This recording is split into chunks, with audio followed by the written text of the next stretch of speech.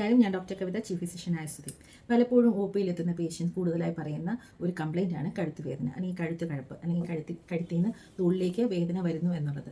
അപ്പോൾ അവർ പൊതുവേ ചിന്തിക്കുന്നത് ഒരു പക്ഷേ അത് തേയ്മാനം കൊണ്ടായിരിക്കാം എന്നാണ്. പക്ഷെ അത് തേയ്മാനം തന്നെ ആവണമെന്നില്ല.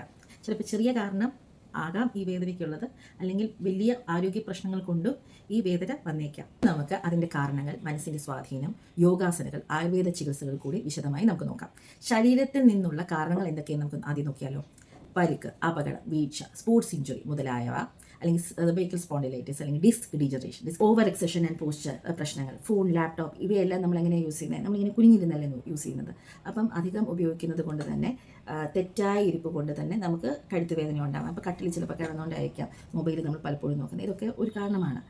വിപ്ലാഷ് എന്ന് വെച്ചാൽ പെട്ടെന്നുണ്ടാകുന്ന ഒരു ജെർക്കി മൂവ്മെൻറ്റ്, നമ്മൾ പെട്ടെന്ന് ഇങ്ങനെ ഒരു വയലൻ്റ് ആയിട്ടുള്ള ഒരു മൂവ്മെൻറ്റ് കൊണ്ട് നമുക്ക് കഴുത്ത് വേദന ഭയങ്കരമായിട്ട് കൂടാൻ സാധ്യതയുണ്ട്.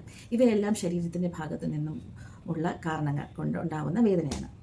മനസ്സിൻ്റെ കാരണങ്ങൾ എന്തൊക്കെയെന്ന് നോക്കാം. സ്ട്രെസ്, ആങ്സൈറ്റി, ടെൻഷൻ, മസിൽ കട്ടിയാകുന്ന, ഇതെല്ലാം മസിലിനെ കട്ടിയാക്കുന്നു, അല്ലെങ്കിൽ ബ്ലഡ് ഫ്ലോ കുറയ്ക്കുന്നു.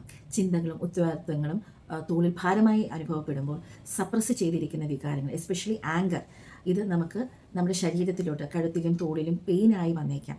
കഴുത്ത് ജീവിതത്തിലെ ഫ്ലെക്സിബിലിറ്റി പ്രതിദാനം ചെയ്യുന്നു. അപ്പോൾ നമ്മുടെ ഫ്ലെക്സിബിലിറ്റി കുറയുമ്പം നമുക്ക് കഴുത്തിലും തോളിലുമൊക്കെ ഭയങ്കരമായിട്ട് ഒരു വേദനയും ഒരു സ്റ്റിഫ്നെസ് ഫീൽ ചെയ്യാൻ പറ്റും.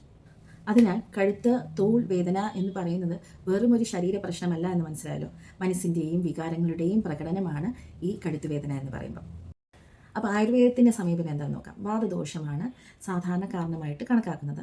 അപ്പോൾ നമുക്കിതിനെ ചികിത്സിക്കേണ്ടത്, നമുക്ക് കഷായ മരുന്നുകളൊക്കെ കൊടുക്കും. അതല്ലാതെ എക്സ്റ്റേണൽ ആപ്ലിക്കേഷൻ എന്നുള്ള രീതിയിൽ അഭ്യംഗം, ധന്വന്തരം, തൈലമോ, ശീലബലോ അതേപോലെയുള്ള എണ്ണകൾ വെച്ച് തടവുക. അപ്പം മസിൽ റിലാക്സ് ചെയ്യാനൊക്കെ അത് സഹായിക്കും. അല്ലെങ്കിൽ കിഴി വയ്ക്കാം. ഏതൊക്കെ കിഴി? ഇലക്കിഴി വയ്ക്കാം, അല്ലെങ്കിൽ പൊടിക്കിഴി വയ്ക്കാം. ഇതൊക്കെ ഇൻഫ്ലമേഷനെ കുറയ്ക്കുകയും സ്റ്റിഫ്നെസ്സിനെ കുറയ്ക്കുകയൊക്കെ ചെയ്യും. പിന്നെ ഗ്രീവാവസ്ഥി, ശിരോധാര, നസ്യം ഇവ പോലെയുള്ള പല പ്രോസസ്സുകൾ ചെയ്താലും നല്ല സൗഖ്യം കിട്ടുന്നതാണ്. അപ്പോൾ ഒരു വൈദ്യനിർദ്ദേശപ്രകാരം മാത്രം ഇതെല്ലാം ചെയ്യുക. ഇനി നമുക്ക് യോഗയിൽ നമുക്ക് എന്തൊക്കെ ചെയ്യാൻ പറ്റും എന്നുള്ളത് കൂടെ നോക്കാം. യോഗയിൽ tadasana, neck rotation, gomukhasana, balasana, matsyasana, neck and shoulder pain നന്നായിട്ട് കുറയ്ക്കാൻ ഇതൊക്കെ വളരെയധികം സഹായിക്കുന്നതാണ്. അതേപോലെ നാഡീശുദ്ധി പ്രാണായാമം, അല്ലെങ്കിൽ ഭ്രമരി, ഇതെല്ലാം നമുക്ക് സ്ട്രെസ് റിലാക്സ് ചെയ്യാനും ഹെൽപ്പ് ചെയ്യുന്നു. അപ്പം ഇതുകൊണ്ടൊക്കെ തന്നെ നമ്മൾ യോഗ ശരീരത്തെയും മനസ്സിനെയും ഒരുപോലെ തന്നെ ശാന്തമാക്കാൻ സഹായിക്കുന്നുണ്ട്.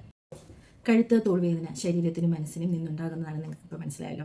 ആയുർവേദം, യോഗ, ജീവിതശൈലി മാറ്റങ്ങൾ ഇവയെല്ലാം ചേരുമ്പോൾ ശരീരവും മനസ്സും ഒരുപോലെ തന്നെ സുഖം പ്രാപിക്കുന്നു. ഈ വീഡിയോ നിങ്ങൾക്ക് ഇഷ്ടപ്പെട്ടു എന്ന് തന്നെ ഞാൻ കരുതുന്നു. If you like this video, like, share and subscribe to cap creation. Thank you all.